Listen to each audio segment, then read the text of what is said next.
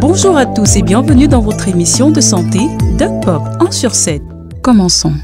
Gai, sans souci et sans chagrin, tout laisse croire que ces enfants coulent une douce existence. Songe-t-il au lendemain, lorsqu'on vit dans l'âge d'or, il n'y a pas de place pour la noirceur ni la rancœur.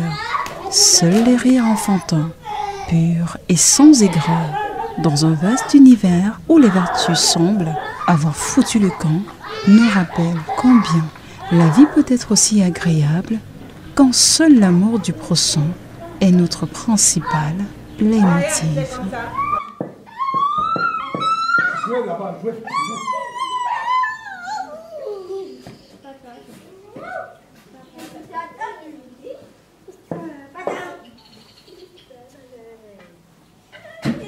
Ces enfants autistes sont scolarisés au centre Spremna Saint-Joseph, une structure de prise en charge psychothérapeutique et psychoéducative des enfants atteints d'autisme et de troubles envahissants du comportement. Ces jeunes enfants handicapés sont dans des salles de classe et ont les mêmes activités scolaires que les enfants ordinaires, à la différence qu'on leur réserve un encadrement spécialisé et adapté au développement mental de chacun.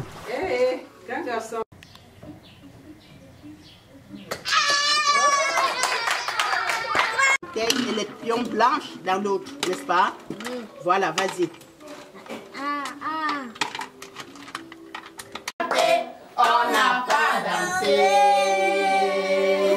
on n'a pas à parler, on n'a pas à chanter, on n'a pas à danser. Le centre Spremna Saint-Joseph, situé à Douala, la capitale économique du Cameroun, a été créé en 2016. Avec pour objectif de permettre la rééducation intellectuelle des enfants autistes, explique Madeleine Bobda, la promotrice du centre. En 2014, j'ai mis une association sur pied parce que je me suis confrontée à la création d'un centre de prise en charge pour la rééducation des enfants autistes. Et cette association a permis la création de ce centre qui a été légalisé. Ça a eu son agrément en 2016. Alors, mon objectif était de permettre la rééducation intellectuelle des enfants autistes à partir des thérapies psychomotrices. C'était de montrer l'impact de la psychomotricité dans la rééducation psychomotrice des enfants autistes, des enfants infirmes moteurs cérébraux et les enfants qui ont des troubles de comportement de différentes origines. L'autisme est un handicap qui se manifeste par un trouble du comportement. Il trouve très souvent son origine dans l'ambition démesurée de certains parents qui veulent vivre dans un contexte de modernité en laissant les réalités sur lesquelles il faut poser les pieds. Devant des situations de vie, les difficultés rencontrées peuvent agir sur votre personnalité à 50%. Les mêmes difficultés agissent sur l'autre à 100%, c'est-à-dire ça teint complètement son énergie. Il se sent vraiment plat, il n'a plus la compétence. Et d'autres, ça passe par-dessus la tête.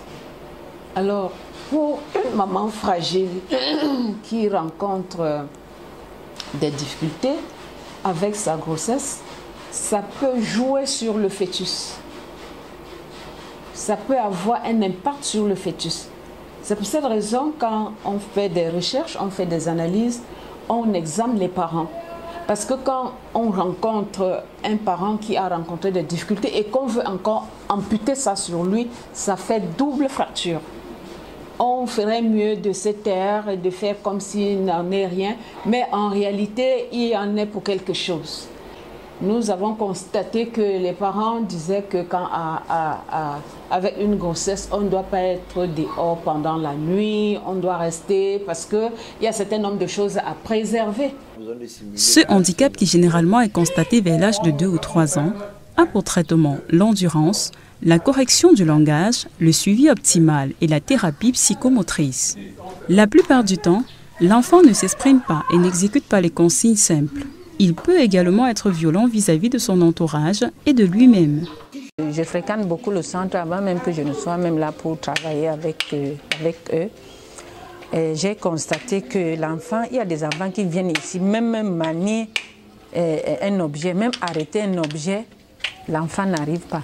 Mais au fur et à mesure qu'on travaille avec lui, il arrive à classer, à ranger, à distinguer les couleurs, à reconnaître les formes. Vraiment, moi, je trouve que le centre fait beaucoup. Et ce qui est à faire, c'est que les parents doivent aussi accompagner le centre. Quand on donne les devoirs à la maison, il faut que les parents assistent l'enfant. Et puis, avec le temps aussi, il faut qu'il y ait des acceptations de ces enfants-là dans le futur pour travailler, pour être insérés dans la société. Locdom Marie et Joseph Bobda sont tous deux éducateurs spécialisés. Pour eux, la honte n'a pas sa place quand on est parent d'enfants autistes. Ces enfants sont des enfants doués. Ce sont des super doués même. Quand une fois ils sont sortis de ce gond, vraiment, un enfant normal n'a rien à voir. Il est même 2 fois plus intelligent qu'un enfant normal. Ce que nous disons d'abord à ces parents, qu'un enfant autiste n'a pas demandé à naître ainsi et que pour qu'ils évitent de faire une différenciation entre les enfants, il ne faut pas démontrer entre les autres enfants que celui-là est un cas particulier. Il faut les prendre de la même manière. Et puis même à celui-là, donner beaucoup plus d'affection. La prise en charge des enfants autistes est lourde.